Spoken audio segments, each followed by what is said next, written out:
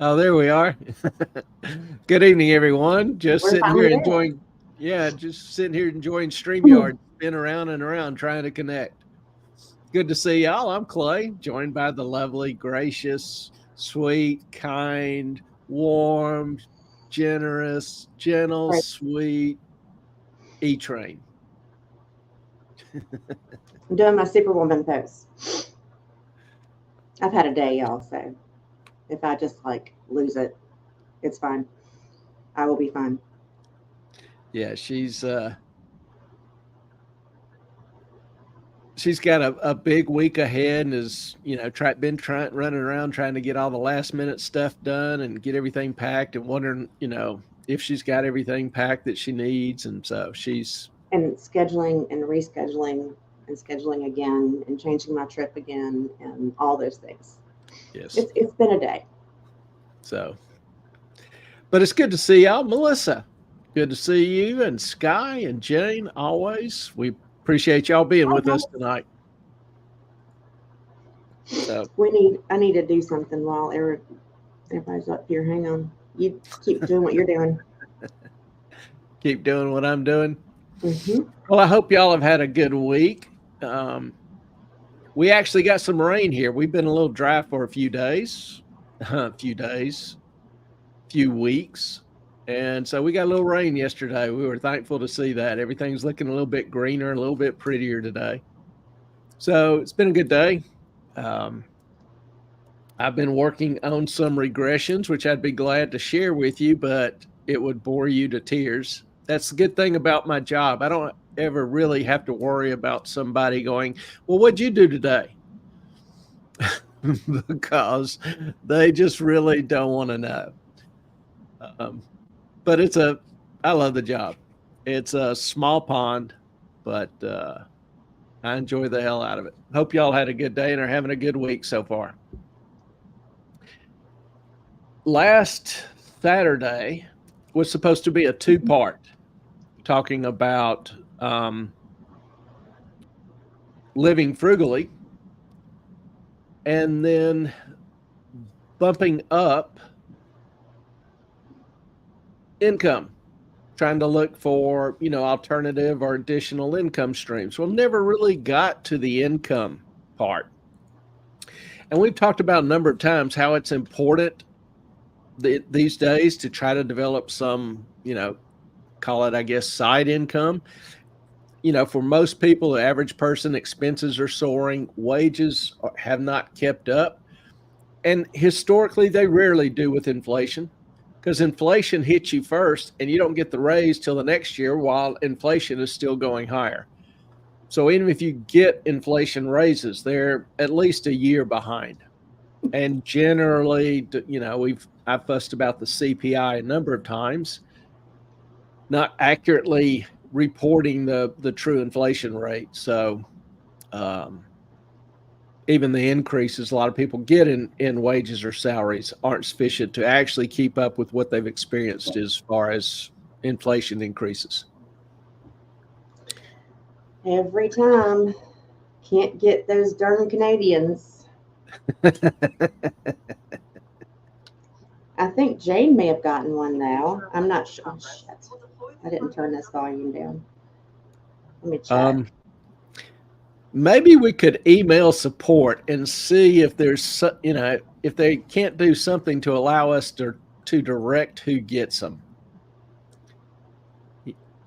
I don't I know if know. many I I don't know if got another many one. hosts want to do it, but I got another membership. How fun is that?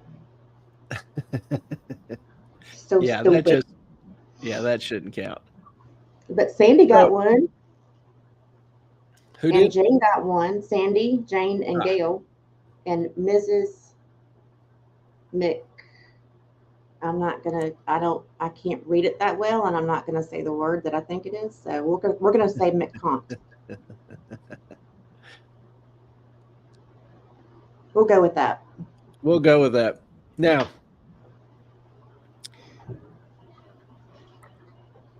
usually historically, in terms of increasing your income, people have done it through, getting a promotion at work or entrepreneurship, starting their own business, et cetera. And that's really probably what we're heading toward here.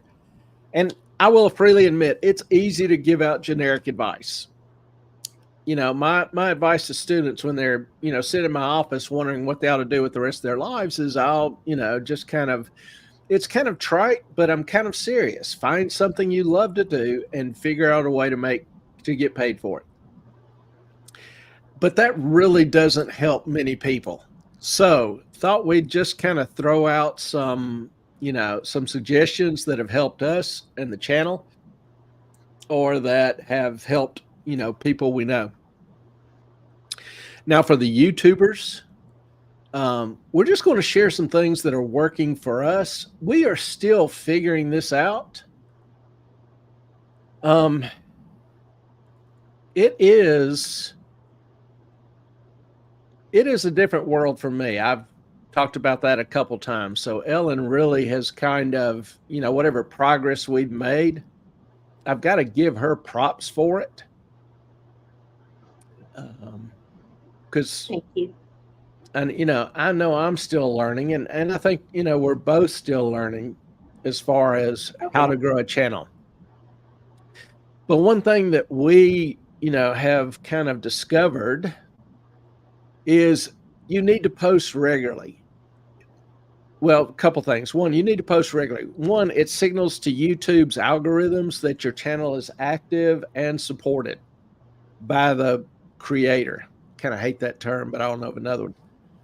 Now, some will tag their videos with keywords.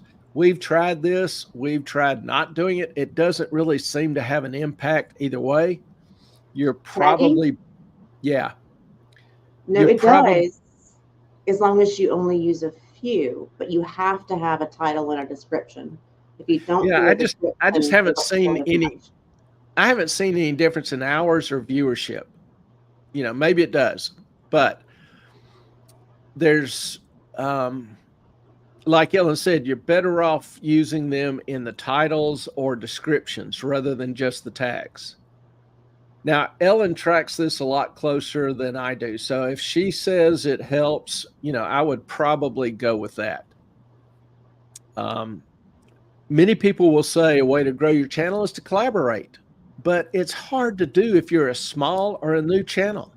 Most bigger channels have tons of offers to collaborate with small channels, but it doesn't really offer them much. So they don't do it.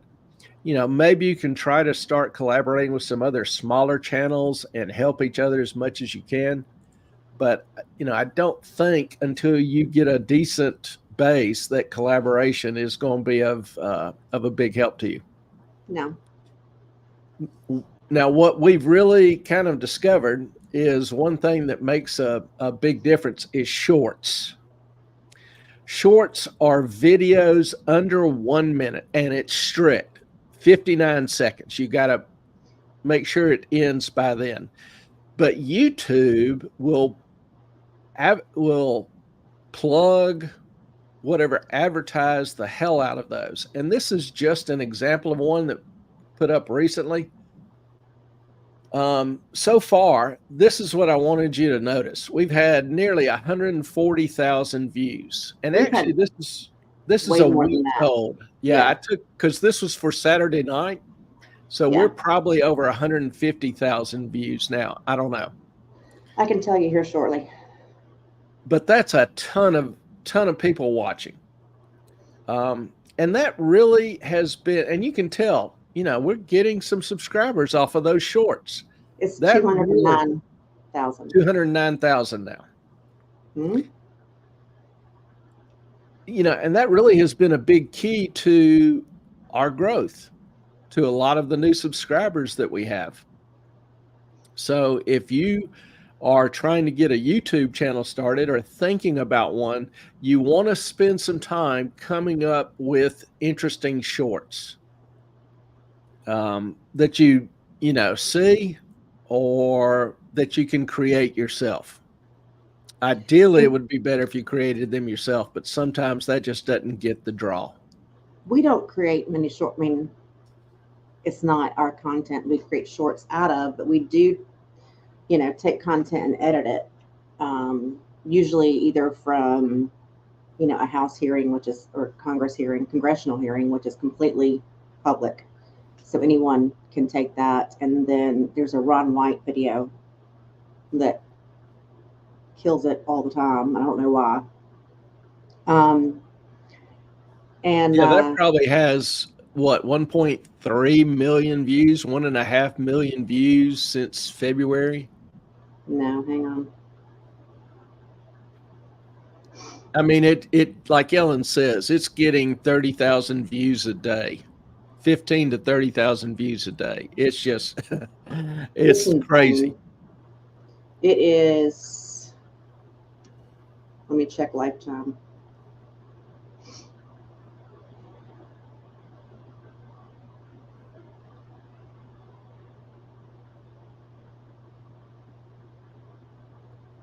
Why is it doing that?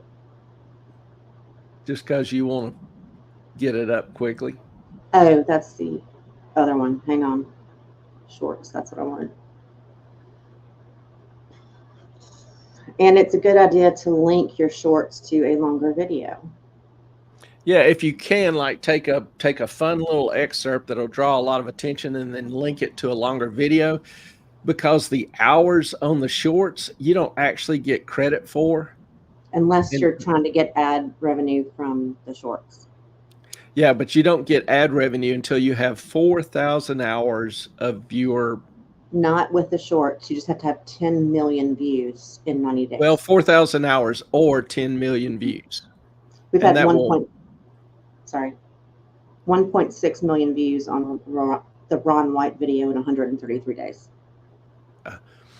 And so that will monetize your channel if you have at least 1,000 subscribers and either 4,000 hours, not including shorts, 4,000 hours or 10 million shorts views. So those are a couple of pretty high hurdles before your channel is really fully monetized. Once you get to 1,000, it kind of partially monetizes. You can sell memberships and get, what do you call it? The chat, super chats. Mm-hmm. So you're kind of partially monetized, but you don't get any ad revenue until you meet that hurdle. So that's YouTube. If you're going to start a YouTube channel, shorts is a good way to try to build your base. If you're on X or interested in an X, and I haven't pushed X a lot, so I can't point to a track record or whatever here, but you need to post several times a day. I'm not good at that. You also need to participate in conversations and be very visual with your content. People are drawn to an image. You want to get on there and engage with others as much as you can. And very few hashtags. Do what? And very few hashtags. Yeah, I was going to say, I'm not certain hashtags help greatly on Twitter either. I don't see many people using them now. And I haven't seen anything definitive, but that's my sense that they don't help. But the big key is I don't see many people using them now. But one thing you do want to do is keep up with trends on Twitter. There's websites you can go to and, see what people are talking about. Those that do, tag items or tag people. And you can see what's drawing a lot of attention. Instagram. We're not really on Instagram. We have a personal page, but not as far as the channel. But you got to have high quality videos. And Instagram has kind of a complex but pretty cool way to edit and do fancy things with your videos. I'll see some of the creators do some demonstrations, and they'll go through 50 different steps to create this really cool looking video. I'm not going to do that. Can't do that. But that's what you have me for. Yeah. But that's a whole different learning curve. And you need a consistent style, aesthetic, and again, post regular. reply to comments, like and comment on others' posts. You again got to create your own visibility. And I told Clay in the beginning, and he thought I was nuts. I was like, you have to have like something that you use to identify yourself across platforms. So if you post something on X, the thumbnail, it needs to be the same thing that you do on YouTube and on Rumble, so that cross platforms people know who you are. It took him a while to get used to that. And then with Insta, stories and reels are prioritized by their algorithms. Those will get the views that your individual images or pictures may not. According to comments, contests and giveaways seem to work well on Instagram.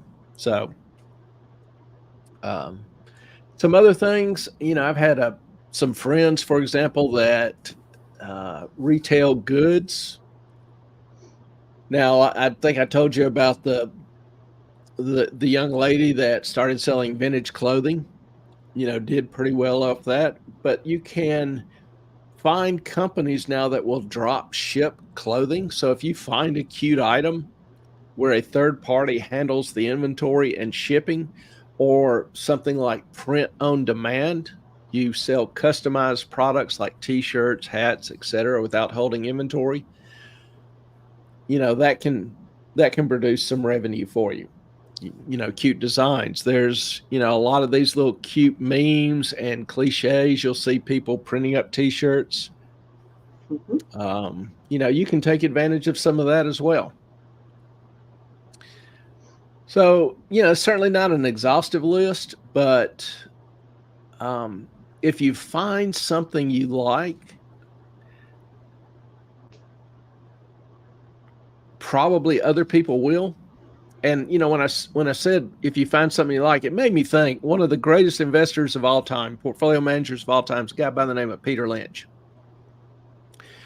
And Lynch was real big on liking things. He recounted the story one time where he went into a drugstore with his wife. And he was at the counter just, picking out some gum or whatever, threw it on the counter. And she came up and she dropped some big plastic eggs on the counter. And, he picked one up and looked at her and she goes, "Oh, they're the greatest thing. It's hose. It's pantyhose." And she was like, they're good pantyhose and they're cheap. Now, prior to this, if she wanted pantyhose, he had to take her to a department store, like a Dillard's or Pizitz or, something like that. And he just looked at her and she was happy and tickled pink. And he figured if she liked it that much, it was convenient, cheap, good product. If she liked it that much, other women would as well. And so the next day, he goes in the office, he buys the company. He didn't analyze all the cash flows. He didn't, look at forward projections. He didn't look at how the stock had traded or whatever. He just knew there was a product that made his wife, somebody he knew well, somebody he cared about, made her happy as hell. And he figured that's the kind of company that does well. Boom. So we undervalue what we like a lot of times. We don't really apply it or try to translate it to other people. And oftentimes it's very transferable in terms of being able to produce some additional revenue. Just some thoughts. We had a question Saturday on Ripple and XRP. Now, Ripple is a kind of the system, the environment in which XRP is traded. It's like Bitcoin is the token and the blockchain is what's generically referred to as the blockchain now, is the environment which the trades are made. So Ripple, XRP are kind of the same thing. Well, Ripple faced challenges in its price following a legal battle with the Securities and Exchange Commission. Now, the SEC has been trying to regulate all crypto, saying it's a security. Okay, and there's a test they can apply, the Holly test, and it has these different criteria. Well, the cryptos would say, we don't meet this criteria. The SEC would argue, yes, you meet the criteria. So they went to court, and on July 13th last year, 23, Ripple won kind of a partial victory. The court ruled that it was not a security. Now, since the partial victory in court, you think that would be good news for Ripple. And actually, it has,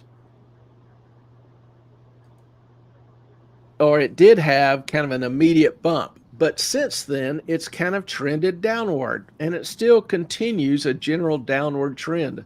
As of the other day, XRP was trading at 46 cents. I think the high was around 87 over the past year. Well, this price decline is about 42% since the court's decision. That's pretty significant.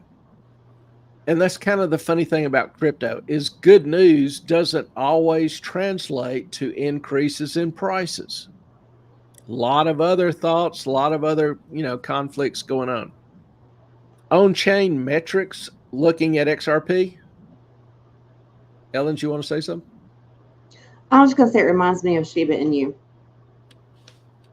Yeah. Yeah, that received a hell of a lot of publicity. Yes, it did. And went nowhere. Yeah.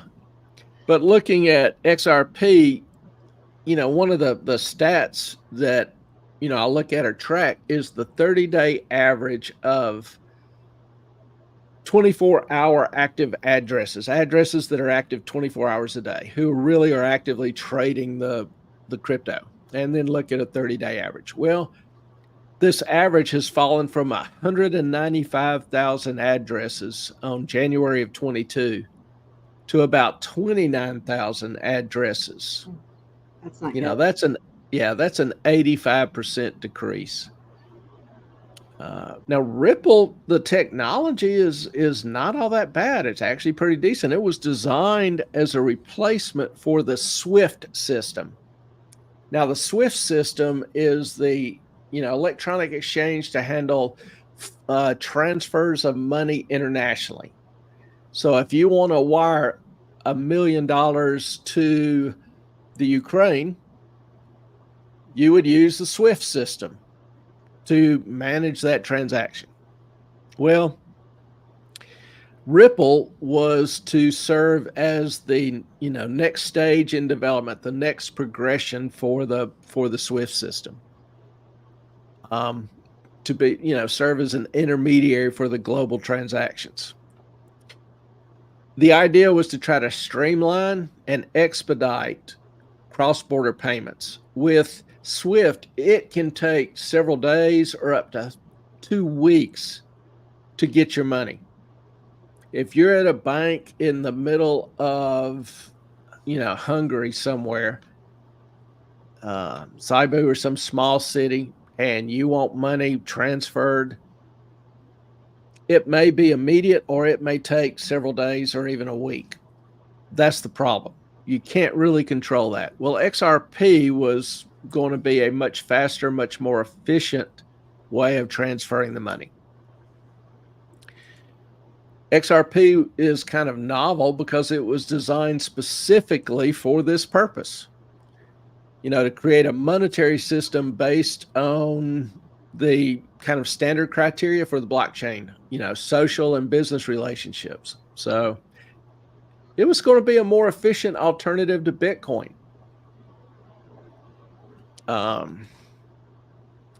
XRP is faster and cheaper than Bitcoin. Bitcoin writes a block of transactions. Okay, you've got people all around the world using Bitcoin every second. Well, these transactions accumulate in a pool. And once roughly every 10 minutes on average. This pool will be kind of folded into one big transaction and written to the blockchain. Well, Ripple does a more continuous write. So with blockchain, with Bitcoin, to get confirmation that your deal went through, you may have to wait 30 seconds. You may have to wait 10 minutes. Sometimes you may have to wait an hour. Ripple, avoided all that. It was cheaper, it had lower fees, and was much quicker. So that efficiency kind of set it apart from other cryptocurrencies. You think this would help and make Ripple and XRP more attractive. And there's a lot of people who've been following it who think, it has potential, really big potential. It just never seems to realize it. Is there any issue with the, sorry, y'all, my brain is a little bit fried today, with the, I don't want to say secrecy, the privacy of that, and is it, could it fall under federal regulations? I don't know how they do it or what the. Well, it's just a, electronic program to handle transactions. Right. The transactions themselves are done by American banks. Like there's several notable banks, national, international banks that are using it. Like the gentleman mentioned Saturday night, Bank of America, Citi, PNC Bank. So they do have to report their transactions. Yes. Okay. That's what I was trying to get at. Yeah, it's Ripple itself is not regulated by the Federal Reserve in terms of the money transactions. The banks are. So the banks can, use the U.S. mail if they want to mail money. Right. PNC started working with Ripple in 2016. It's got approximately 12 million users on a system it calls RippleNet to facilitate quick payments. Slam Commercial, which is the largest bank in Thailand, is Ripple-based. Santander, a huge credit card lending company Car loan, out of Chile, is adapted Ripple technology, I think, in 2018. So, some of these go back quite a way. In the UK, there's Standard Chartered, relatively well-known bank there. Cullinex in Mexico.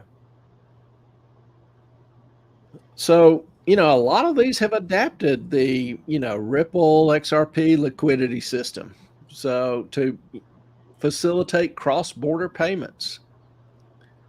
Now, the SEC case put, kind of a big dent in the progress. SEC accused Ripple of violating U.S. securities laws by offering and selling XRP as an unregistered security, which, if the SEC won its case, would make it really difficult to conduct transactions with XRP because you'd have to go through a broker, just like you do to buy a stock. So it's adding a huge layer of regulation, a huge layer of expense. It's slowing it down. It's just killing the very idea behind it: cheap, fast, efficient, safe.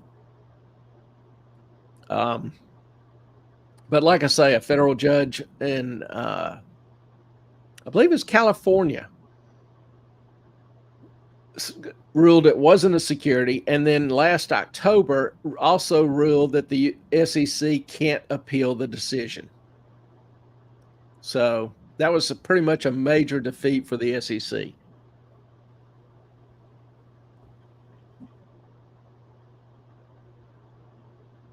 It's not over yet. And I'm a little bit hesitant to go into some of this because I'm not an attorney. So I'm going to try to keep it Cliff Notes simple. Ruh-roh. Two things. Yeah, ruh-roh. One, the CEO is still on trial for misleading statements. Obviously, if it's a security and he's saying it's not or whatever, we'll see how that goes. But just a few days ago, the SEC submitted a Ripple class action lawsuit as a supplemental authority in another trial. In the Binance trial. Well, they claim the argument and judge's opinion in the Ripple lawsuit are relevant to the court in this new trial. In the lawsuit against Binance and the chairman, Zhao. The concern for Ripple is that this judge will come to a different decision, that this court will decide that XRP sales are securities. So it's a lot of uncertainty, and the market hates uncertainty. So I think, some of this uncertainty contributes to the decline we've seen in Ripple's price, particularly recently. What lies ahead, I have no idea. Can't give any reasonable expectations because I have no idea how this other court is going to rule. Whether it, rules that, yes, XRP is a security. Then you have two different courts in two different districts with contrary opinions. Then what happens? It goes to a higher court, and then that could be appealed to the Supreme Court. So, what makes a security as opposed to not a security? If that makes any sense. Well, let me dig it up. It's called the standard is the Howey test. Howey, okay. It's Howey, and it's the basis for determining what is an investment contract. And the basic terms are: it exists if there is an investment of money in a common enterprise with a reasonable expectation of profits to be derived from the efforts of others. That's kind of the heart and soul. And the judge's opinion was any profits realized in Ripple are not due to, any profits in XRP are not due to Ripple, the company, the firm. Okay. It's just simple supply and demand in the market, which the company doesn't control and can't influence. Well, let me ask you this real quick. I heard that XRP doesn't have a limited amount of coin. A lot of crypto doesn't. And can you explain how that is not the greatest thing in the world? Yeah, with no caps on the number of coins, then I will use the term, it's basically a fiat crypto. It's like the US dollar, which the US government or the feds have been printing off. Multitudes of it. It doesn't change the value, it just creates more of it at a lesser value. Yeah. Price is always supply and demand. Price of any item is always a function of supply and demand. And the more attack that mic, the more you increase supply. I had fuzz or something. Sorry. Beat it up. Grab that thing. Might feel better.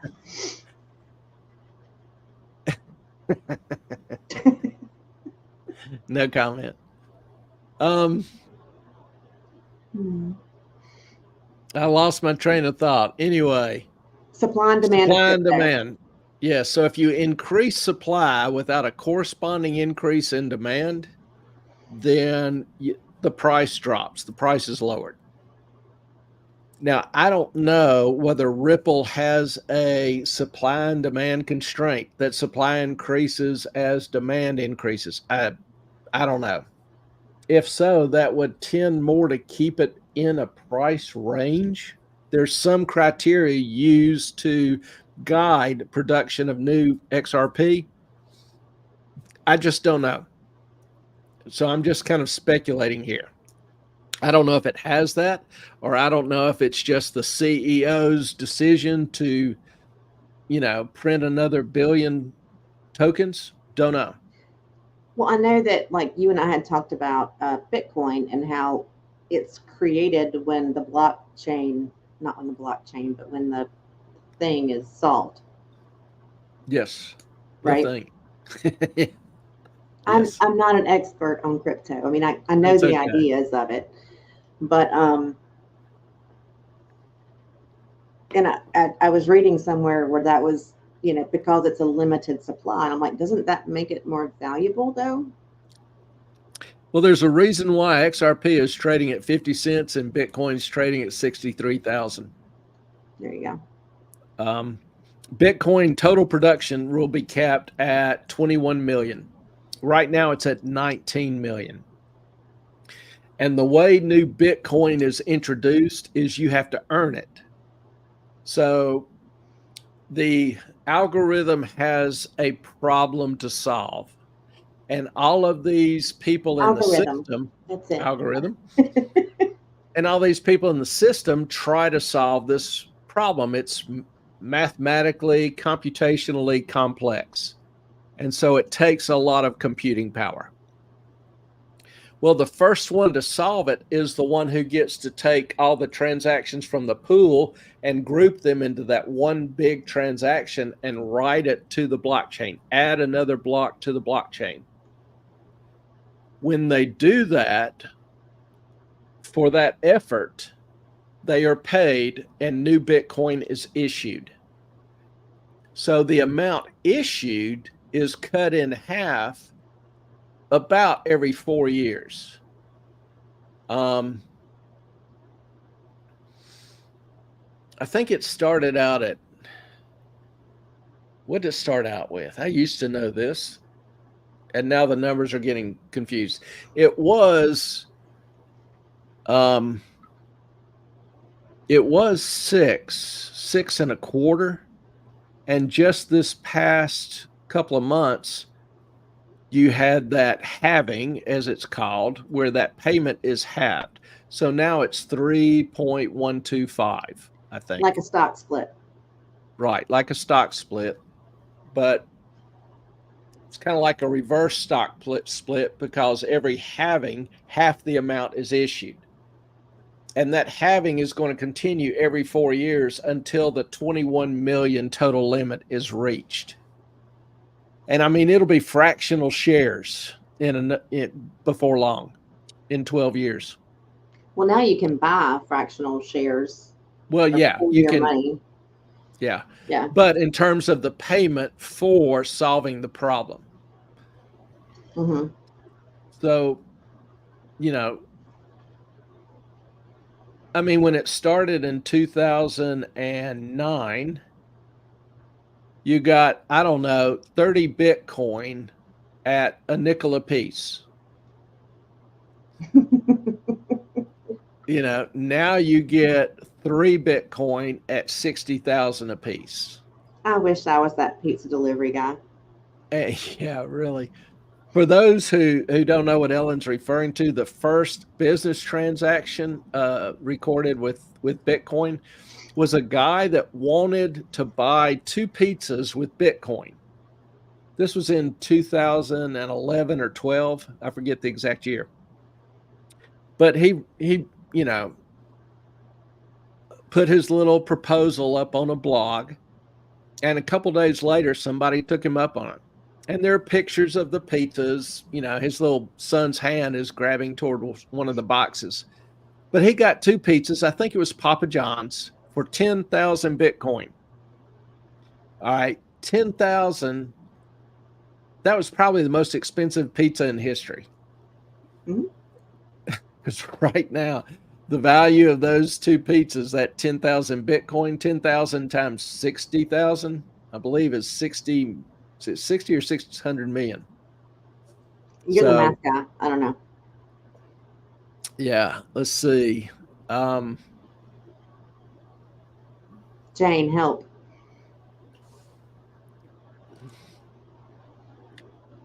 Get your calculator out, Boo Bear. yeah, 600 million. Mm, I wouldn't, be opposed. Well, how many of y'all would be willing to buy pizza for somebody in 10 years, receive 600 million? Yeah. Yeah. So if we only knew now what we knew then, however, but XRP, I hope that helps. I hope that answers the question as far as my thoughts on XRP, a little bit of background on what's going on with it. As far as any future value in it, there are just too many things that are uncertain right now. Both the supply issue, how often will more be created, its adoption, and then the constant legal cases against it. It's involved in one case, it's got the CEO involved in another. Whatever the outcome of those cases, they'll probably be appealed for years. So the uncertainty around XRP will remain. Now, more banks could adopt it just because it's a functional system. It's a good system, The but I system, but don't know. not the crypto. Well, they're the same. Okay. If you adopt the system, you're using that token to value the transaction. I gotcha. Okay. So I could realistically see the system being adopted by more banks, but not really impacting the price. So again, not investment advice, just giving you my warm fuzzies about it. I hope that helps. Let me ask you a question then. Sure. You and I have looked into lots of different cryptos over the past several years. Bought a few, didn't buy a few. Mostly, lost like $25 maybe just because it was, fun to bet on. So what is the likelihood that any new crypto is going to succeed? Oh And wow. what do you think it would have to have in order to do so? Well, the thing is, the two or three that I invest in or follow the closest would be Bitcoin, Ethereum, Solana. What can a new coin do that those can't do it better? And you have to understand now, Bitcoin is not changing. Bitcoin is Bitcoin. It is the standard. It's widely adopted. You can use it on Amazon. You can buy cars with it, whatever. And it's by far the number one. It was, the first ETFs. So the SEC has basically, approved the sale of it in these ETFs. So I don't see any token replacing that. So that leaves really kind of Bitcoin is its own little world, its own little fan base. Anti-inflationary, never be anymore. The system is extremely transparent. Everybody knows what's going on, understands it, that kind of thing. With Ethereum and Solana, you don't have some of those same characteristics, but what you do have is the ability to customize the contract. If you're familiar with spreadsheets like in Excel, you've got the numbers and they all add up or whatever, but you can also create if statements. If this occurs, then this is the result. Well, you can do those type of if statement things in Ethereum, in Solana. You can use them for contracts. What? Yeah. And that's what makes them pretty cool and very usable. Pretty soon, I think insurance will be sold via Ethereum or Solana. You'll go online, you'll shop the insurance, you'll pick out the provisions, the companies you want, and you'll pay in Ethereum. once that Ethereum is received, then the contract is in force. Everything quick, clean, simple. It's more efficient. If you're an insurance agent, that's not going to be a great thing for you. It's kind of like stockbrokers didn't like the advent of the online brokers, but it's just more efficient. It delivers quicker, more efficiently, easier. So the appeal there, the incentives are there, and that's where the money is eventually going to follow once people get comfortable enough with the system and trust it enough. So for any new crypto, to answer your question, for any new crypto, what can it do better than Ethereum or Solana? And I don't know, because Solana keeps improving itself. So does Ethereum. I just sent you one hell of an if-then statement, by the way, or an if-then formula. For Excel? Mm-hmm. Okay. The one I've that seen I some wrote pretty good ones. a couple of years ago. Yeah, I've seen some pretty good ones. I've written a I know few you have. with 10 embeds, I think. It was highly irritating. So I hope that answers your question. If something now, for those of you viewing, y'all are being a little quiet, and that always scares me. It's like No one either can I see offended this. you greatly or I said something that doesn't make sense. But if I do say something that doesn't make sense, then let me know. I'll be more than glad to try to rephrase it or whatever. Other news going Hang on on, in did the you get world. my statement? I haven't looked at it yet. Oh, pop it up. It's fun.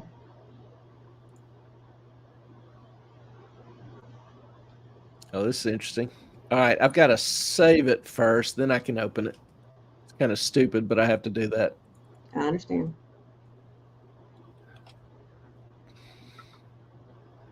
All right, now where are you?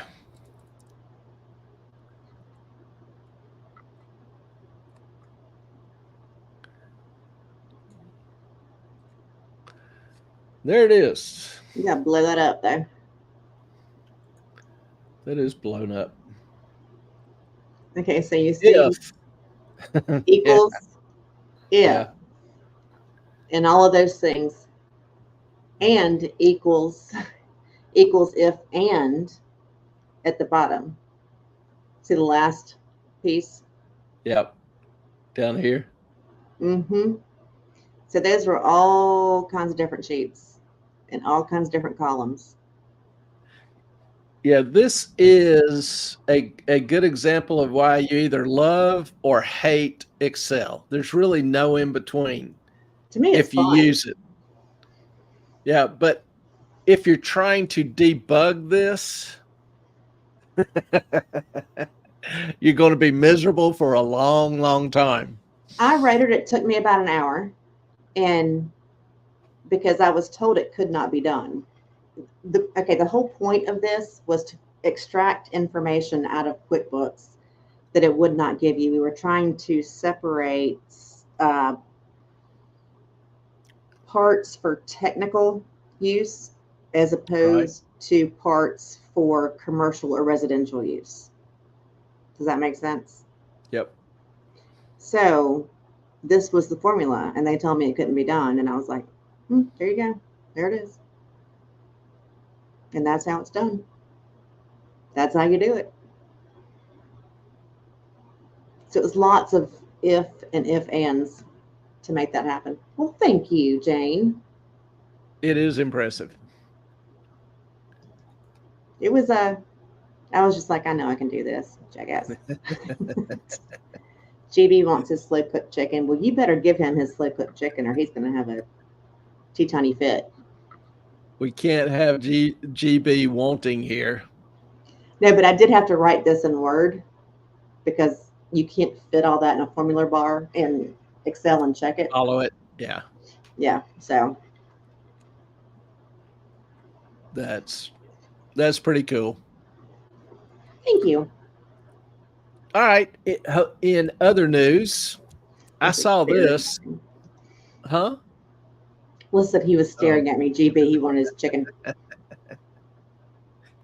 whoops. Just lost my earpiece. Uh-oh.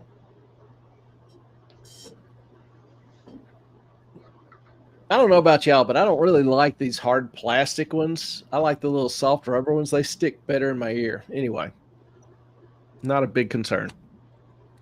We've talked about the WEF, the Great Reset, on a number of occasions. And I saw we're last month, and I just came across this. I'll be right The back. U.S. and 12 other nations met in Chile, to sign a commitment to reduce methane emissions in agriculture, to focus on lower emission food systems. Now, that's catchphrase for cutting cow farts, reducing cow farts. So, how do you reduce cow farts? Well, you obviously have fewer cows. And yeah, well, let me say this. Some will criticize me for, tying this to the WEF because it's a group titled the Global Methane Hub. And I'm not trying to be sensational, but we've talked about the Great Reset repeatedly, how you will own nothing and like it, how you will eat less meat, substitute bugs or whatever. Plant-based meat, and that I could find the WEF is officially not associated with this group. So technically that's correct. It's not associated with the WEF, but the whole idea of reducing methane emissions is a huge agenda item at the WEF conference in Davos, and a primary focus for a lot of the attendees, many of which attended this conference and signed, including, for example, John Kerry, the U.S. Special Envoy for Climate Change. I forget what his exact title was, but it's something like that. The CEO of this group is a featured speaker for the WEF at Davos. And I'm kind of like, if it walks like a duck, talks like a duck, you get the idea. This was the money shot. How do you reduce methane? Well, according to Esteban Valenzuela, Chile's agricultural minister, he said, we are very pleased that countries that participated in the conference committed to good practices in livestock, not only to adapt to climate change, but also to mitigate methane emissions. This includes countries from 5 continents and most of the major cattle-producing countries of the west of the world. So, fascinating comment. You've got, Ireland, Spain, the U.S., Chile, Argentina, pledging to reduce methane. Well, how do you reduce methane? You reduce the number of cattle. And what do you think is going to happen to the price of meat when you reduce the number of cattle? So it's kind of a no-brainer.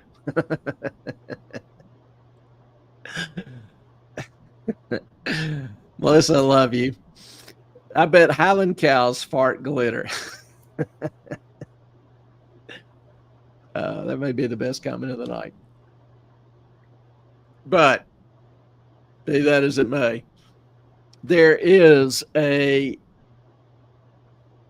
very organized, intense effort to make meat more expensive, to reduce meat and livestock production. It's not a conspiracy theory. They tell you exactly what they're aiming for. They tell you exactly what they're trying to do. And in the West, now, Eastern countries don't care. They kind of laugh at all this. But the West many in the West are consumed with this aspect. And y'all know my thoughts. Methane breaks down to CO2. Any biomass, any decaying biomass is going to create methane / CO2. Well, one, there has been no mechanism shown or demonstrated in any of the scientific literature that ties CO2 to global warming, or a mechanism on how it would accomplish it. And people say, well, the earth is warming as CO2 has increased. Well, if you consider the temperature since, I think it's the 1940s, yes, we're a few degrees hotter. But if you go back to the 1800s, we're 3 or 4 degrees colder on average. A lot of the areas where you see these hotter temperatures are near or in cities. And yes, if you remove the trees, the forest, the green, and replace it with concrete and asphalt, hell yeah, that's going to be a lot hotter.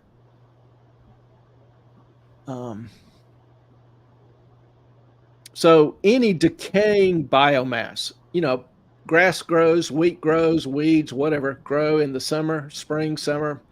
They die in the fall and the winter. Well, as they die and decay, we have a fancy term for it called composting. It releases gas, methane, CO2. Same thing cows do. Cows just speed it up. They move it a few months ahead of schedule. So I really have a hard time seeing how, people say, cow farts are, responsible for this amount of global warming. If you, by that standard, if you really were convinced that methane caused or contributed to global warming, then you would want deserts everywhere. And that's ignoring the fact that all these green plants consume CO2 as a fertilizer. CO2 is not a toxic gas. It's fertilizer for green plants. And so the more CO2 you have, the healthier, the hardier, the more productive plants grow, the better crop production is. So, I admit I have a problem with some of this. Yeah, I remember, I remember seeing the ad, Spock telling us the next ice age was coming. And if Mr. Spock said it, you could trust Mr. Spock.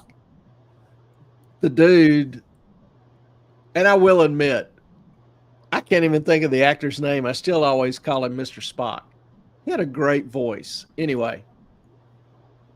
And then it was Acid Rain, and then The Inconvenient Truth. It seems like there is a dedicated group to trying to always create some crisis. I'm tired of crises, honestly, and the panics and you look at like all the lockdowns and the COVID fears and everything. These mandates, who was the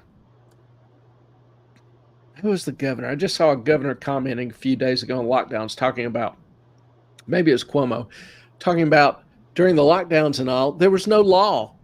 They couldn't enforce it. But people just voluntarily complied.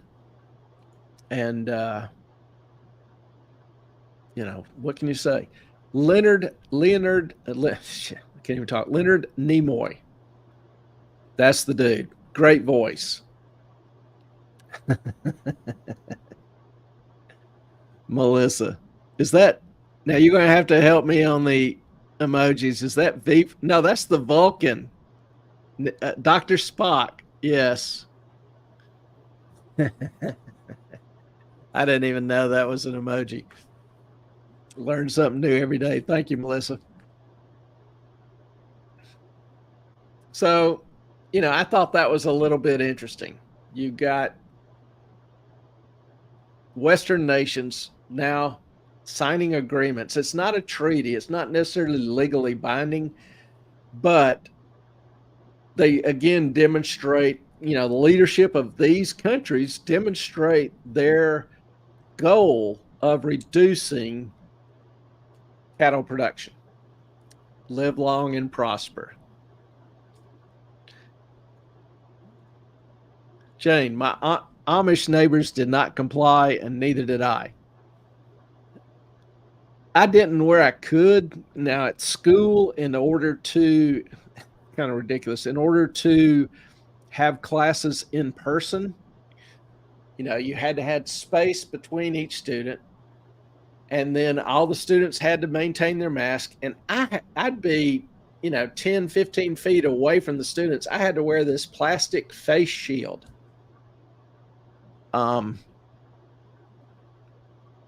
In order to teach the class.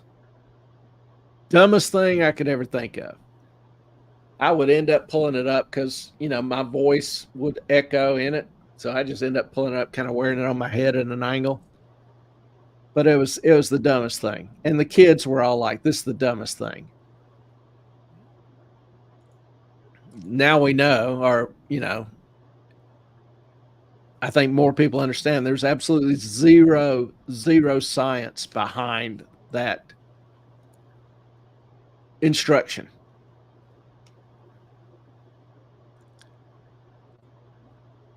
Junk science, and now people know it, they must feel like fools. I honestly think a lot of people in the how do I say this, the non-scientific community, the common population, knew or had this intuition. It was kind of stupid.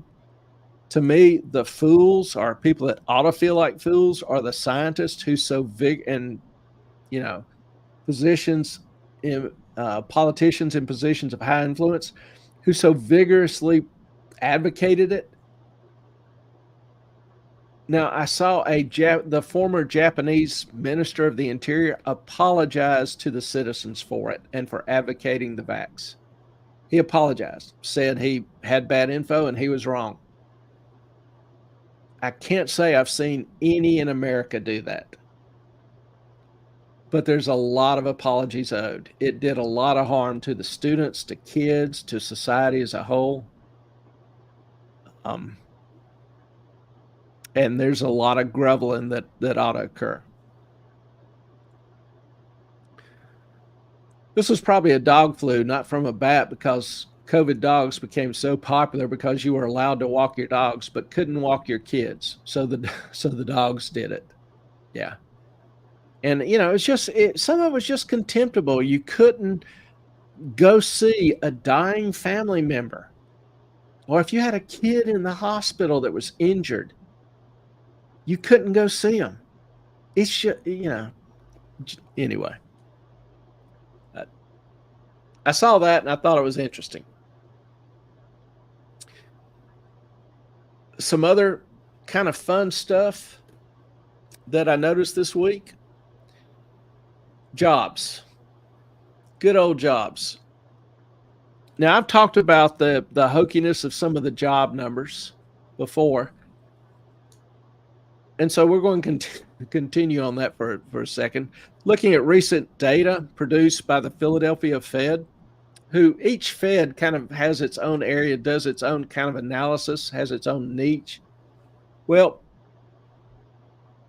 they showed in one of their studies, recent job growth in the country has been about 80% less than the BLS claimed, Bureau of Labor Statistics, the people who produce the jobs reports. For the fourth quarter of 23, the BLS estimate was 1.6%, which is a pretty good number, pretty good amount of growth. But in analyzing the BLS data, same data the BLS used, the Philly Fed came up with an anemic, very anemic, 0.3% rate. So in other words, over 500,000 jobs promoted by the BLS never existed. And that's just in the one quarter. And you all know, I think the inflation number is hokey as hell. And I think I talked about this a little bit before Saturday, looking at the CPI. Since January 21, housing is up, quote unquote, 22%, if you believe the CPI. But if you look at the median price for and a 30-year mortgage on that house, not including taxes or insurance, your monthly mortgage payment is 120% higher than 3.5 years ago. Not 20%, 120%. So I got a severe issue with some of the numbers produced by the administration. Now, looking at this, housing has been a kind of a big topic of interest that we haven't talked about in a while. So, looking to kind of update where we are on housing, this graph you see here is housing starts. And you can tell since March of 22, this is kind of the COVID bump when a lot of people were selling houses and then moving, a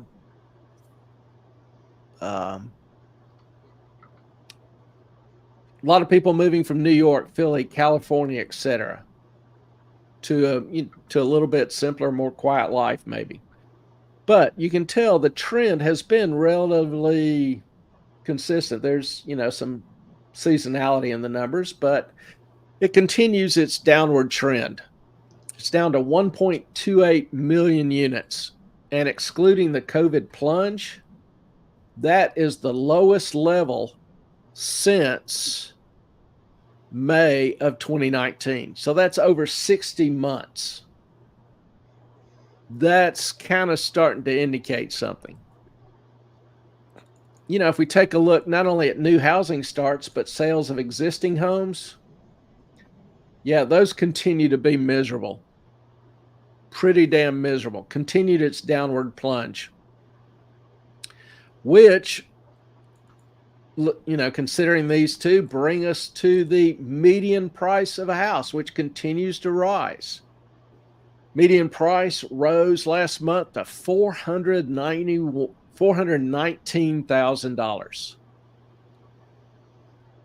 So you're like, okay, people aren't getting, mortgage applications are falling, housing starts are falling, existing home sales, put on the market are falling. And that's why the price continues to rise. Because there's always a number of people who will be getting new jobs or who are retiring, want to move. So there's a certain kind of base number that's almost irrespective of what's going on elsewhere in the economy. But there are just no homes for sale. People with the 2.5% or 3% mortgages don't want to give up their house, don't want to put it on the market. And that's a ton of people. So it's a supply and demand issue again. Demand has fallen off, but it's still at some base level. Whereas the supply of homes is way below normal. So that causes the price to continue to bump up, even though in some areas like Austin, Texas, it's crashing. San Francisco, it's crashing. Melissa, my car renter's insurance has gone up $30 a month. Our exotic vet bill raised their prices 8%. GB's insurance is going up 39%. Yeah. And, this BLS and BEA will keep telling you, hey, inflation rate's only 3%. Yeah. Yeah. This month. I really thought about coming up with my own inflation index. The problem is in gathering the data. But what I would do is just take 100 items that people buy every month and, then track those items and produce a, kind of a average homeowner inflation rate. And I think if I was able to do it and go back 4 or 5 years, you would see triple the current inflation rate. My guess, just Sorry. my opinion. Did you read all these? Yes. Okay, because I miss it. I love that one, by the way. Yeah. I told Melissa that was probably the comment of the night, best comment of I the think night. I think they do fart glitter. That made me laugh. Hmm. There's a girl that I knew in high school who said that she never farted, and I'm like, that's just not true. You lie. Yeah, well, I will I not won't say her name online, but liar, liar, pants on fire. go into that. In terms of, I don't know whether I file this under good news or not so good news, but used car prices continue to fall. They're now down about 8.5, 9% since last year. As you can tell, there's still a pretty significant peak. They haven't come back. Here's if we just kind of drew a trend line through here, they've still got a ways to go to get back to their quote unquote normal trend line. But just the mere fact that they're falling, auto sales are falling. I talked about jobs, I have talked about jobs and the number of layoffs and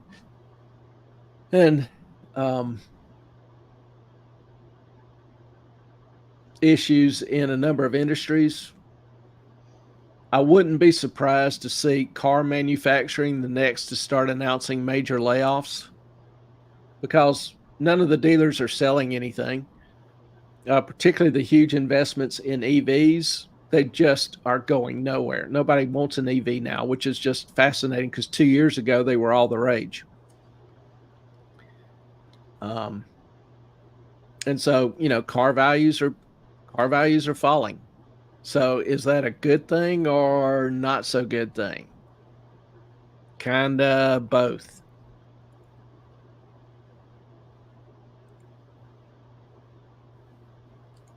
One other interesting thing, a lot of people talk about, hey, the stock market is up this year.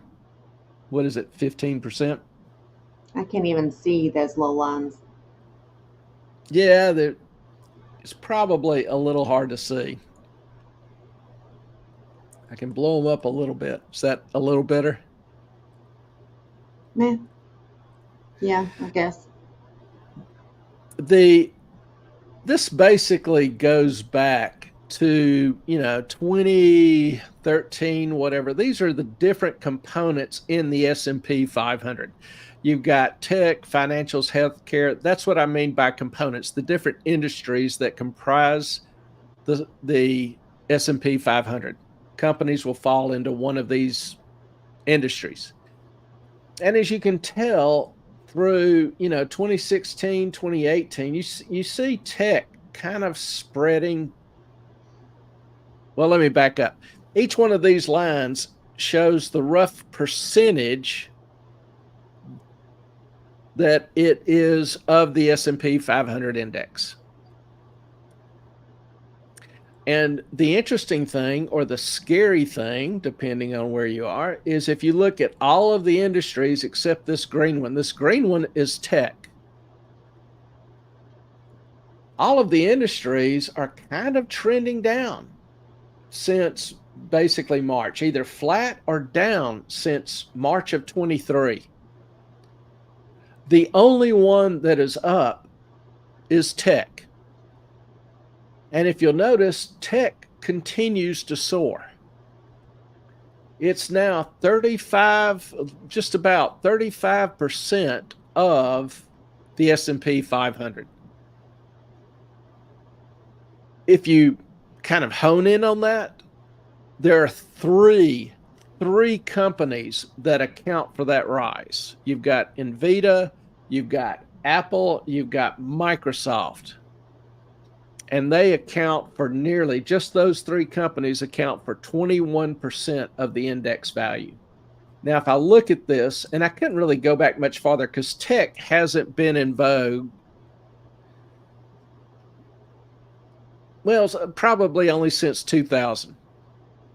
Kind of a new component of the S&P. it wasn't as big of a thing in the 80s, but it's become a huge part of the S&P 500. And all of the rise in the S&P 500 is due to this one component, primarily 3 companies. The other 497 companies in the S&P 500 are flat or down for the year. So let me ask you, does that mean the stock market is up when somebody says, oh, the S&P is up, 15% on the year, or not? No, it's just one stock or Yeah. one group of stocks. Yeah, basically 3 stocks. And, I'm like, not so fast, my friend. Now, if you're just, if you're invested in the S&P 500 index, like a mutual fund that's the S&P 500 index, yep, you're up about 15%. But if you're actually buying individual companies, and Nvidia, Microsoft, or Apple is not a significant portion of your holdings, your portfolio is not doing all that hot over the past year and a half. So, that's a little bit different look on the market. How much higher can tech get? That's really the main question. And will it? A tech bubble? If you look at earnings, yes, they're, very much overpriced. But, the old adage is the market can be stupider longer than you can be solvent. So when GM. will it end? Yeah, GM, which is a personal experience. I think I've shared it before on the channel, but nonetheless, I see this, and I just can't get excited about the market as a whole. There's too much going on in the economy, too many problems, too many people hurting, and more are going to be hurting. Commercial real estate. I'll probably talk about that more Saturday night. But we've seen some horrible events in commercial real estate over the past month. Just some absolutely horrible things. And sooner or later, the bell is going to toll in that area. So, Jane and I are going to be on Saturday, so yes, we might not want to talk about commercial real estate. We might want to talk about something else. That's very possible.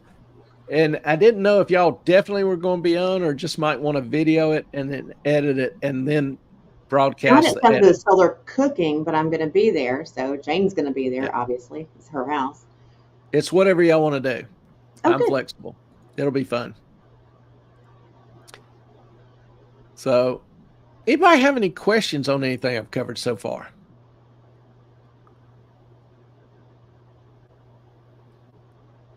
We will play it by ear. There you go. Yep.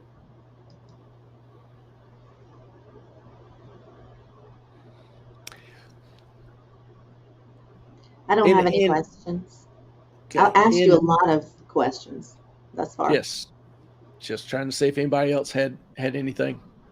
I feel like I'm hogging the show here. You are. Which is okay. I'm used to talking. I have a lovely voice. Love the sound of my own voice. Obviously, that's why I'm a professor. Thanks, Ellen. You do. I really don't. But you said it. I have to use it to do what I enjoy. And I do enjoy teaching. I do enjoy seeing the light bulb, kind of the switch go off on kids. And, the thank you cards I get from them later. Good question. Actually, we probably could talk about that for a hot minute. We've been thinking of switching it from a book club to a movie club. And I'm not so sure about what you didn't suggest that. I believe Melissa did. I believe you did. So what we are thinking of trying next time is a movie club. So I need to put up a poll on suggested movies. What movies would y'all like for the next club meeting? Start posting. Leave some comments. I'm thinking like Patton. No. No. No. Braveheart. Good Scottish movie. Okay, we'll switch it up. We will switch it up, but I think the next one's going to be a movie because people have Or such a hard time reading the books. So let's try a movie, especially because it's summer. Um, and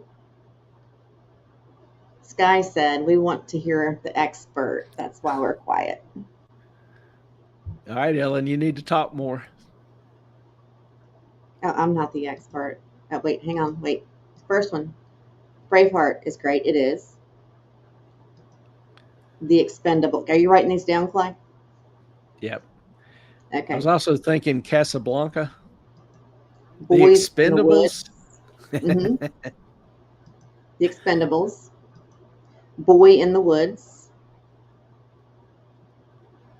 Now, is that a new movie? Is that in theaters or is that available on one of the streaming services?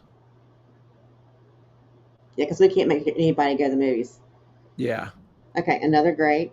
Okay, that's a good one. What about you have a whole list of movies we haven't watched. I do too. I just can't find it at the moment. Yeah, Boy in the Wood theaters. I think we want to try right now to stay away from theaters. They've gotten so damned expensive. Thelma in the theaters. Okay. Come on now. National Lampoon. Yes, because Clay has never seen that. He has not seen a lot of the older movies. Bless him. Older movies. I'm the National one sitting Lampoon's here. Vacation. Write it down. I'm sitting here suggesting Casablanca, and she says I haven't seen older movies. Melissa, you got to understand when Ellen was a snotty nosed kid going and seeing all these movies, I was working my ass off 70, 80 hours a week. I didn't have time to go see a lot of the movies or watch TV. So, And he did it, he worked and walked uphill in the snow both ways. Did you write down National Lampoons? yes. Okay, good. Okay. Clay, you go to a lot of movies with your son. That's awesome. That is That's good. great. It's also a classic and a perfect summer flick. It is, and it is hilarious. And Melissa says, you have time now. You do. And since I'm going to be gone for like 6 days, 6, 7 days, 6 days, right? You've got plenty of time. Yeah.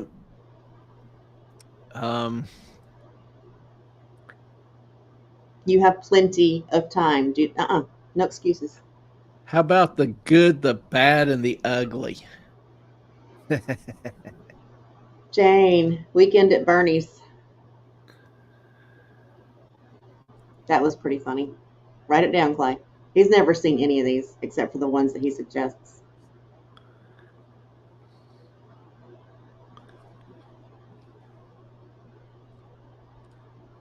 Or No, Clay. Mm-mm. Blazing Saddles. I have seen that one.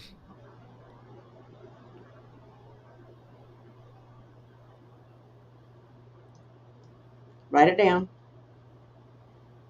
Ellen? Yeah.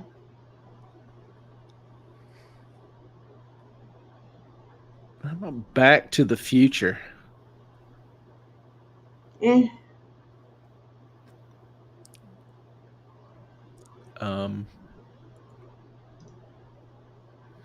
Gladiator.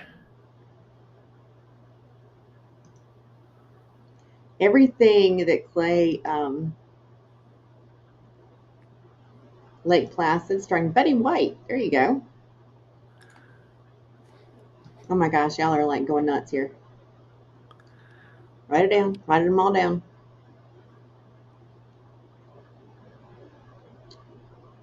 Did you see that one? Lake Placid. Oh. Apocalypse Now.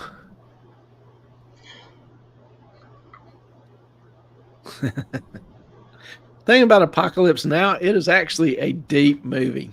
Oh, what's the one with Robert Redford? Jeremiah Johnson.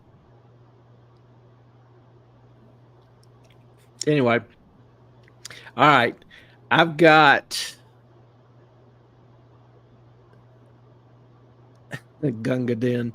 I've got a number of movies here, so let me throw all these out, and y'all pick 2 or 3 to help me narrow down and come up with a list of 5 that we can include in the poll.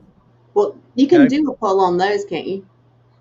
Yeah, but I've got 10 or 15 movies. It's too many. No. You know, I'll have 5 of them with 1 vote, 10 of them with 1 vote. So how are we going to do this? I'm going to throw out a list, and y'all throw out 2 names that are your top choices, or 3 names that are your top choices. Patton, Braveheart, Casablanca, The Expendables, Boy in the Wood. That's in the theater, so we'll throw that one out. Lampoon Vacation, Weekend at Bernie's, Blazing Saddles, Back to the Future, Lake Placid, Apocalypse Now.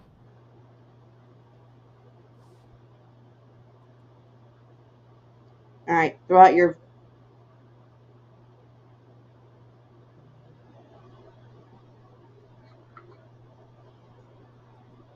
I almost want to throw out like Inglorious Bastards and some others, but there's so many good movies.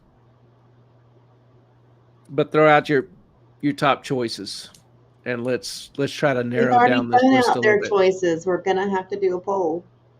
I can only have 5 in a poll, I believe. Do 2 polls and then No. 1 poll. Okay, Vacation and Weekend at Bernie's. Lake Placid.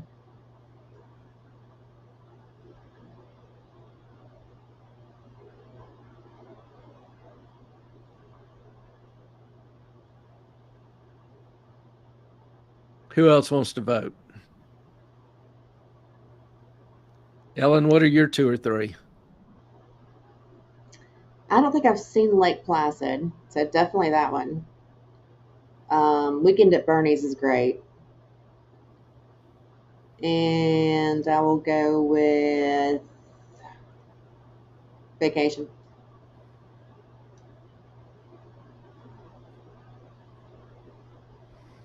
Okay, I'm going to go for Casablanca. Of course you are. Braveheart. Who doesn't love a good Scottish movie? I'm just going to say, Hockey Puck, Rattlesnake, Monkey Underpants. And yeah, we can save the ones that are left for next time. Okay, and then Sky says Weekend at Bernie's and Vacation. All right, that gives me 5. There you go. So we'll go with those 5. And leave it up to the Vox Populi. The greater populace.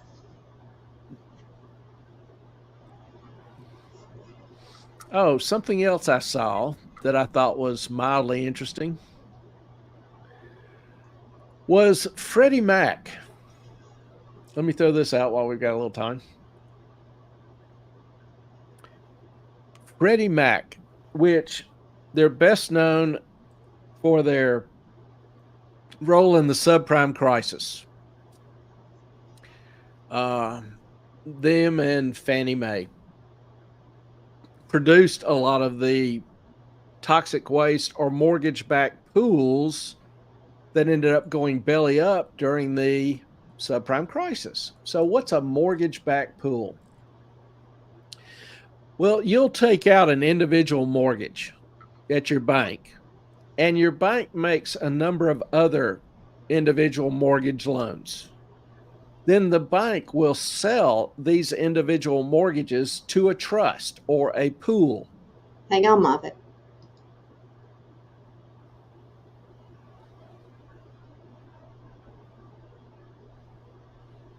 It's up for, We could do it on Discord. yeah, I guess. I've never used Discord, but I'm game.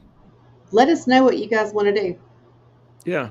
Would y'all be more interested in watching it and then talking about it as it's happening, or watch it individual?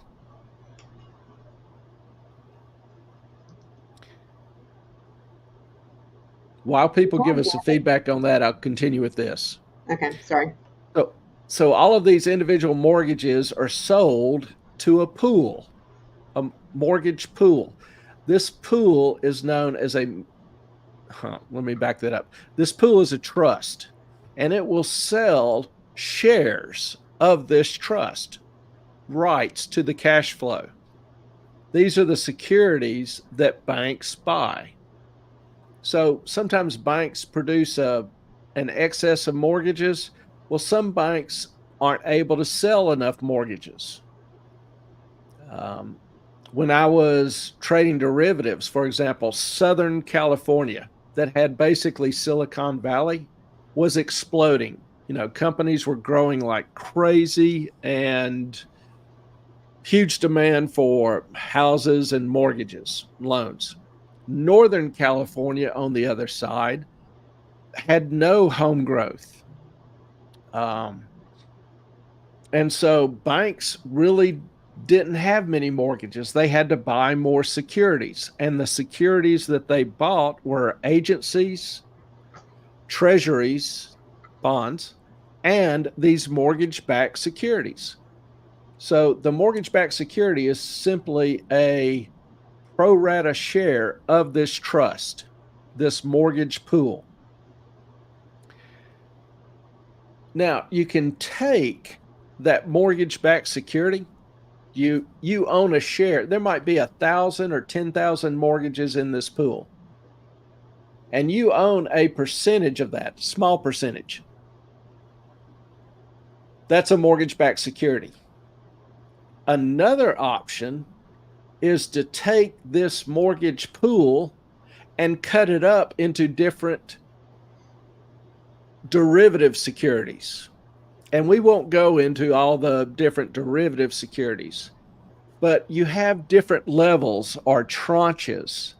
And at the very top, this is actually what I would say was upside down. But anyway, you've got a percentage of it that is very safe because it is the first tranche paid out. And it will be structured so that it has a finite life. These might be 30-year mortgages, but this particular tranche will only last 3 to 5 years. And if there is any income shortfall, then the tranche below it, the mezzanine level, will pay into the secured tranche. And if there's any shortfall in the mezzanine, the unsecured will pay into the mezzanine that will then pay into the secured. So the secured basically is guaranteed by the whole pool. That makes it pretty safe normally. The big risk comes in these middle tiers that banks still buy. And that's where you had the high default rates, and some of these middle tiers blew up. The bankruptcies were 30-40% of the pool, and it didn't pay out. The unsecured completely vaporized. So any institution that was holding the unsecured portion got zero. So that's what I mean when I talk about a mortgage-backed pool or a CDO, collateralized debt obligation. CMO. Hey, Moffett. Hey, I'm starting to get a little anxious about all the crap I have to do tonight. okay, I'm going to let you finish up if that's okay. no And I problem. love you all. Um, but I got a long way to go this weekend and looking forward to it, Jane. And I will see you guys on Saturday from Jane's house. And Well, now with your pop surgery, will you still be leaving on Saturday? yeah, it's on Friday unless something really awful happens, which I am. They're concerned that he's 96 and about Anesthesia. the anesthesia that they're going to have to give him. So that's a concern now. He was supposed to already have the procedure by now, and I was supposed to go for the follow up. But that didn't happen. So I had to, they never called him for the procedure. So I had to give them a what for yesterday. And so they called him today and said it's going to be Friday. And I'm like, well, I was planning on leaving Friday, but I'll stay because he wants me to come with him in case anything does, go sideways. But with all the prayers in the world, hopefully he will be just fine. All right, go take care of business. All right. Thank you. Good night, everybody. Love you guys. Good night. Yeah, for those of y'all who believe, just if you will, lift up a short prayer for Ellen and her pops, or send good karma her way. Whatever you can do. But she's been stressed about that a good bit. All right, so back to Freddie Mac. This pool has always consisted of primary mortgages. You take out a mortgage to buy a house, your primary mortgage. Well, later years, after you pay down the mortgage and after your house appreciates in value, there's equity. The house is worth more than the amount of your loan, your equity. Well, it's possible to get a second mortgage, a secondary mortgage, and borrow against that equity. So as your house appreciates in value, you actually are increasing the debt you owe. Well, Freddie Mac has proposed to take secondary mortgages and create a secondary mortgage pool. Their goal, and this is kind of why it's relevant to you, information you might want to be aware of. Their goal is, as they state, is to lower the cost and increase the demand for secondary mortgages. So what they're trying to do is by creating more demand, buying these secondary mortgages and then securitizing them, selling them in the market to pension funds, to banks, mutual funds, whatever. By creating more demand in the market for these, they'll increase the price. Remember the teeter-totter. These mortgages are like a bond. As the price increases, the interest rate drops. So what they're trying to do is lower the interest rate on secondary mortgages to increase the desirability of secondary mortgages. So they want people borrowing more and more against their house with the idea of spending more. Well, what they don't say is this move will likely be inflationary, maybe even highly inflationary, because will put more pressure on home prices. Let me mute her mic there. It puts pressure on housing prices by reducing supply, because people will have even less equity in their house. If that house price falls and it turns upside down, they end up owing more than what the house is worth. That will, historically, it has increased defaults, bankruptcies. So, but the initial impact will be to make private residences less likely to go on the market for sale. Supply and demand. The fewer houses for sale, the higher the price. This will open up opportunities for consumers to borrow more to cover their existing debt because, they might be paying 25 or 30% on credit cards. So if they get a secondary home loan, it might lower their rate to, 8, 9, 10%. Also, it'll give the consumers more money. The Freddie Mac is thinking this will help stimulate the economy. They'll buy more goods, more services. Well, this would happen at a time when production is dropping. Again, that would be inflationary. And for those of you who rent, this still impacts you because as housing prices go higher, rents go higher. Fewer homes on the market, easier it is for the landlord to raise the rents. Tenants will have no choice. So, this is kind of another in the litany of government trying to, micromanage the economy.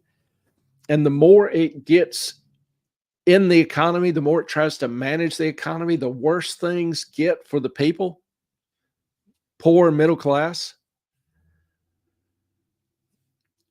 So I hope somebody in Congress sees this and, tries to limit it. I don't know if there are enough votes to limit it, but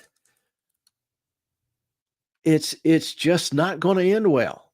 It may delay the pain, but the more you delay the pain, the worse the pain is. Oh, we do need to throw this up. I have a movie theater popcorn machine at my house. So Jane's basically inviting everybody over to her house and even offering the incentive of churning you real butter. So, making butter, if you've got the right mixer or blender, making butter is really fairly simple. And it is better. I just saw where Kerrygold, for example, has pretty decent butter, but they're being sued because the packaging they use imparts what are known as forever chemicals into the butter. And, it's like even butter's getting screwed up. So, just a word to the wise. But yes, real butter. Oh, Jane's got a hand churn. I admit I'm lazy. I've got the big mixer, pour the cream in there and just let it do its little wonders. Take it out, rinse it off. The rinsing part's a little fun. You got to do it in cold water so the butter doesn't melt. And you got to mix it up because there's still tannins on the butter that you need to get out so it doesn't spoil. But yeah, it's kind of fun making, your own food with your hands. For me, I take pleasure in it, and the taste is better. And yes, of course, I got it from the Amish. There are advantages to living next to simple folk. There really are. And there's much I admire from them.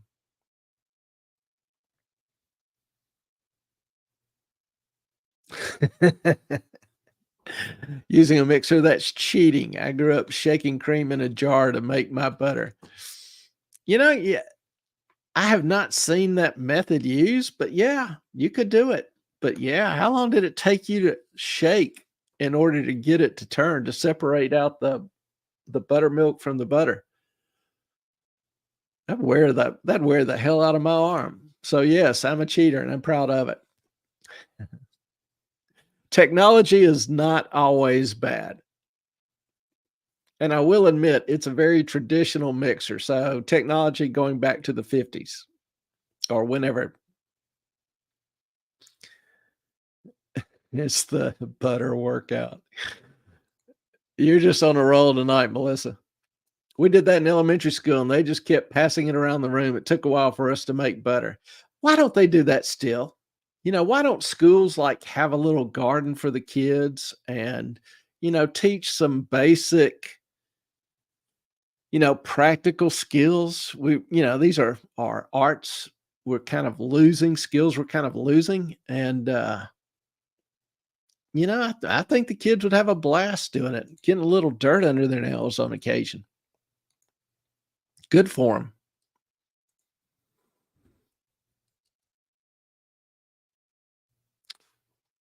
Let's see. Oh, looking at boondoggles.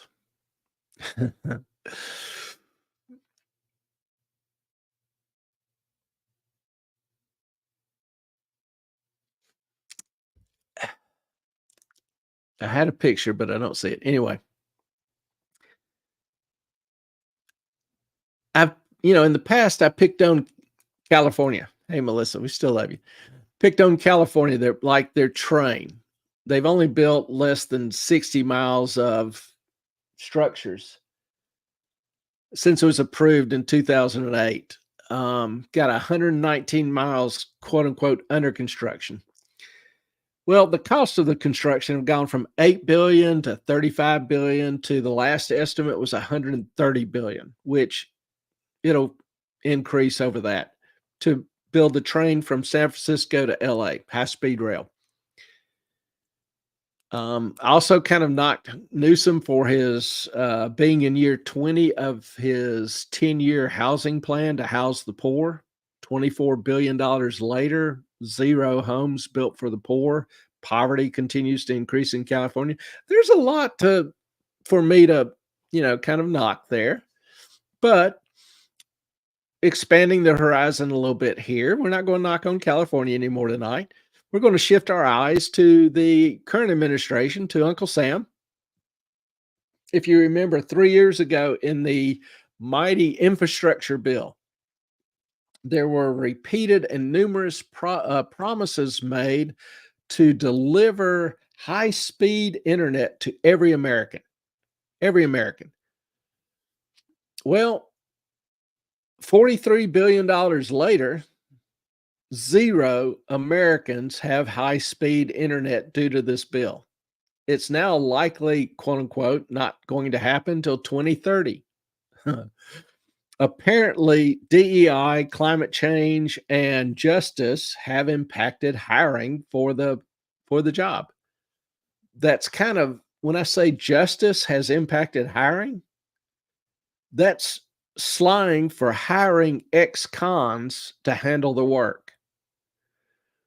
They have to be hired and then trained to do this technical work, which has proven modestly difficult. So, don't know exactly when you all will be getting your government approved high speed internet, but good luck. Jane, I went to a small country school. We did a lot of that stuff. Bring it back, people. That gets my vote. I would love to have my daughter, or would have loved to have my daughter in a school that did that. And honestly, I didn't really think about it that much then. I was, busy in my job and being a dad and just enjoying her when I could. And she was going to a good school. And I just, I did not think about some of that stuff then, and I regret it. But now, hindsight, 20 vision, hindsight is 50/50. What's the old quote? I wish I had spent more time with her, in a garden and developing those kind of skills. Melissa, we made butter in school too. And it's a good memory, isn't it? You probably enjoyed it. It was satisfactory. It was kind of fun. Good teamwork kind of thing. Yeah. Bring it back. All right, y'all. Any questions? Anything we've covered so far? Any other comments, suggestions?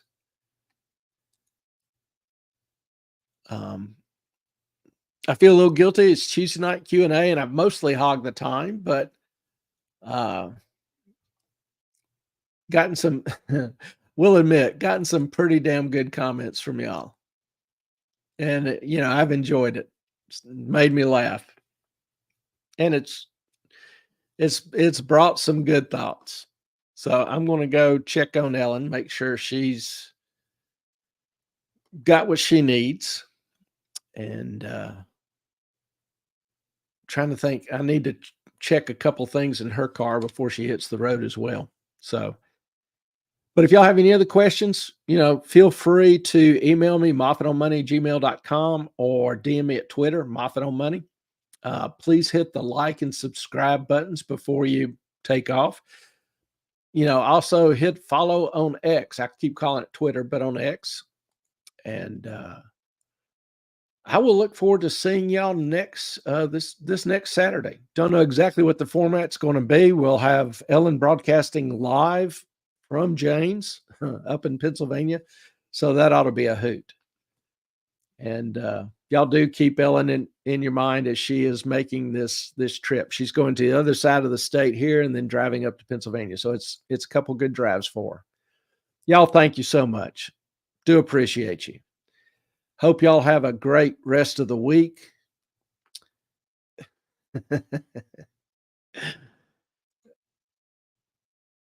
Ist das nicht ein Schnitzelbank? I'm going to have to work on my German.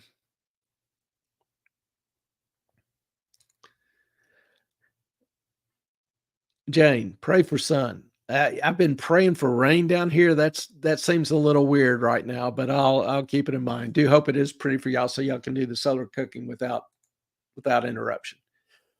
Thank you all. Y'all go have a great night, great rest of the week, and I'll see you Saturday night. Our time is up. We thank you for yours. Blessings to you.